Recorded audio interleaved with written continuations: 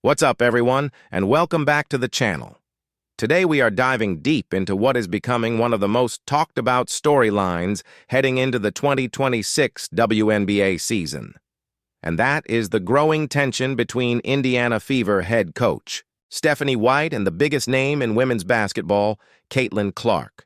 Fever fans are absolutely fired up right now, and honestly, once you hear everything that's been said over the past few weeks, you'll understand exactly why. Make sure you drop a like on this video to help support the channel. It genuinely means a lot. Now, let's get into it. Alright, so let's start from the very beginning, because this whole thing blew up right after the 2026 WNBA draft. The Indiana Fever used their first-round pick, number 10 overall, on Raven Johnson, the point guard. Out of South Carolina, SEC Defensive Player of the Year, two-time national champion. On paper, solid pick. No real argument there. But here's where things got interesting. After the selection, Stephanie White steps up to the microphone, and a reporter asks her a totally straightforward question. How does all this new backcourt depth, with Raven Johnson and Ty Harris now in the mix, help the team going into 2026? Especially after last year, when injuries destroyed the Fever's season and Caitlin Clark played in just 13 games. Now, how do you think Stephanie White answered that? You'd expect her to say something like, "This takes pressure off Caitlin. This frees her up to do what she does best. This is all about putting our franchise player in the best possible position," right? That's the obvious answer. Instead, here's what she actually said. Okay, let's break that down. With the first pick in the 2026 WNBA draft, the Dallas Wings select. She opens with, "We're not speaking those into existence anymore." Fine, that's clearly a reference to last year's injury nightmare. She doesn't want to jinx anything. That part I get. But then she lists off her backcourt trio, and she describes Ty Harris first, Caitlin Clark second, frames the whole thing around giving Kelsey Mitchell more rest. And there is zero acknowledgement that Caitlin Clark is the reason Indiana has all 44 games nationally televised this season. Zero acknowledgement that Clark is the engine of that entire offense.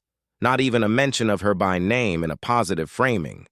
It's almost like she's describing a rotation piece, not a generational player. And Fever fans, they caught it immediately. Media went absolutely crazy after this press conference. Let me show you some of what people were saying on X. Steph White really hates Caitlin Clark. Ha ha ha ha. White would love to get rid of CC. She'd rather have a defensive-minded PG like Raven.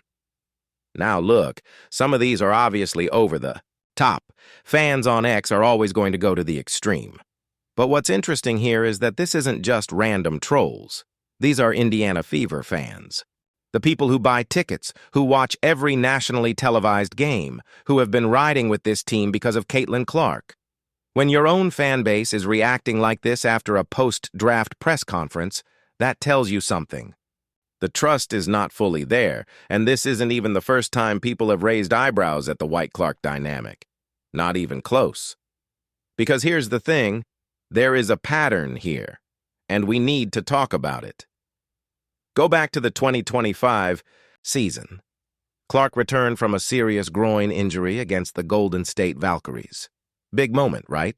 Her first game back, the whole world is watching. Everyone wants to see her bounce back. The Fever got blown out 80-61. It was rough, and Clark admitted it. She said the team struggled. She said there were personnel issues. She said it was a tough night. Okay, that happens. But then Stephanie White went in front of the cameras, and here's what she said. Your best player just came back from injury. She played her first game in weeks, and your public response is that the team's competitive fire wasn't there? That's a tough look, coach. And then earlier this month, right at the start of training camp, White was asked about managing Clark's reps going into the 2026 season. Here's what she said. Now, on its own, that sounds responsible. You don't want your star getting hurt again in training camp. Fine. But when you stack that on top of the draft press conference and the 2025 post-game comments and everything else, fans are starting to see a theme. And that theme is Stephanie White consistently downplays Caitlin Clark in public, whether she means to or not. And then there's the Raven Johnson storyline, because that adds a whole other layer to this situation that you have to know about. If you remember back in 2024, the NCAA National Championship game, Iowa versus South Carolina. Caitlin Clark and Raven Johnson on opposite teams, and there was a moment in that game where Clark straight up waved off Johnson. She had the ball, Johnson was open for a three, and Clark basically told her to move. It became a viral moment. It was seen as Clark being selfish or dismissive, depending on which side you were on.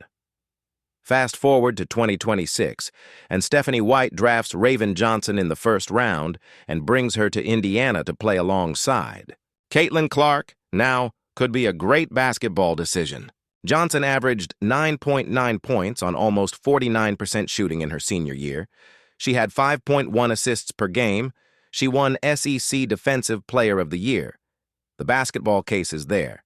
But Fever fans who are deep in the Clark world were not happy. Some saw this as a deliberate move, like bringing in someone with a history against Clark to challenge her in the locker room. Others thought it was just tone deaf. So here's where we land. Is there a real problem between Stephanie White and Caitlin Clark? The players say no. Clark herself hasn't complained publicly about a single thing, and White has shown flashes of being genuinely invested in Clark's well-being. But the way White communicates publicly about her franchise player, it keeps landing wrong. And in the social media age, optics matter just as much as reality. The Fever open their season on May 9th at home against Paige Bueckers and the Dallas Wings. All 44 games are nationally televised. The entire country is going to be watching. If this team comes out of the gate clicking, if Clark is healthy, playing with joy, dropping 25 a night in transition, and White is giving her every opportunity to shine, this whole storyline disappears overnight. But if the Fever stumble early, if there are any signs of friction between the coaching staff and Clark on the court, this is going to become the biggest story in the WNBA all season long. So I want to know what you think. Is Stephanie White quietly undermining Caitlin Clark, or is the fan base completely overreacting? Drop your answer in the comments below. I read every single one.